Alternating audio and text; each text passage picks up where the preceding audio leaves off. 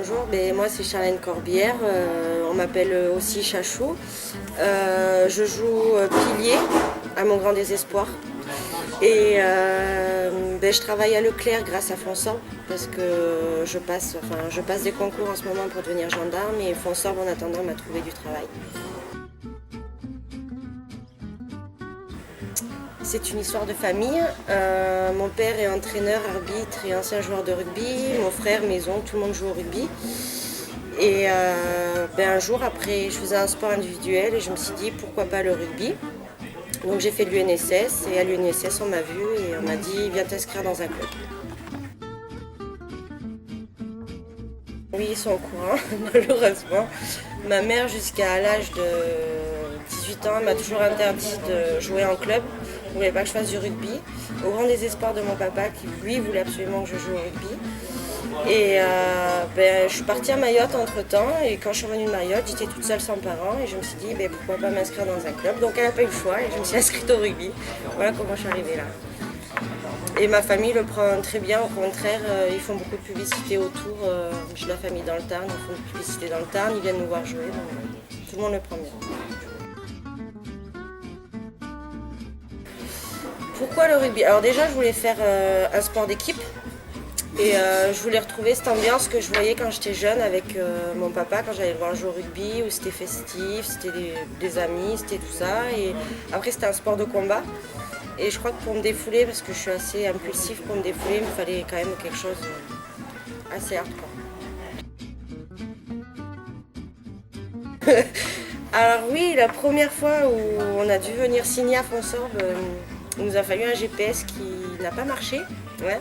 Il nous a fait faire 3 fois le tour de la rocade. Donc ensuite nous avons mis le GPS sur le téléphone pour trouver Fonsorbe. J'ai commencé en UNSS. Jeune, c'est une USS à 7 et comme j'étais assez costaud, donc je passais un peu partout et après en arrivant au lycée, tout ça, à la fac, j'ai continué et un jour il y a une fille de Romagna, parce qu'à l'époque j'étais à Clermont-Ferrand et à Mayotte je faisais du beach rugby, mais après en revenant en France j'étais à Clermont-Ferrand. Et une fille de Romagna est venue me voir, m'a dit est-ce que tu veux venir dans notre club? Je dis oui, je suis allée, j'ai fait un entraînement et puis j'ai signé et j'ai commencé à Romagna. De Romagna, là j'ai connu l'équipe de Fonsorbe. Et du coup, pour des raisons personnelles et familiales, j'ai dû partir sur Toulouse et j'ai atterri à Fonsorbe. Oui, j'ai Meng et Dong qui nous donnent des petits conseils et on essaie de les respecter mais on n'y arrive pas tout le temps. Je réponds quoi? Je réponds plusieurs choses. La première, qui viennent voir un match de rugby féminin et après il jugera de soi-même. Et la deuxième, je l'attends sur un terrain de rugby.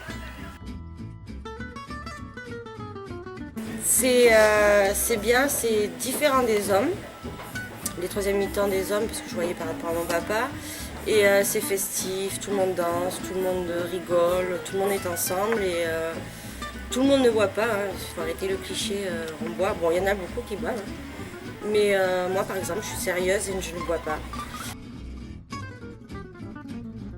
Je pense que comme les hommes sont arrivés très tard au niveau du professionnalisme, je pense que les filles pro, même s'il y en a déjà 2 en France, n'arrivera pas tout de suite. Et je pense que ça sera mes enfants ou peut-être les enfants de mes enfants qui deviendront professionnels un jour.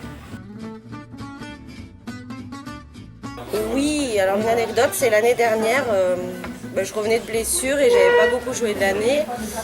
Et alors en entraînement, j'ai voulu me défouler et je suis arrivée en courant comme une malade et je me suis pris les pieds entre mes pieds, jusqu'à sa gueule toute seule. On l'a fait. Okay. Ok, c'est bon. Déjà? Ça va vite, hein?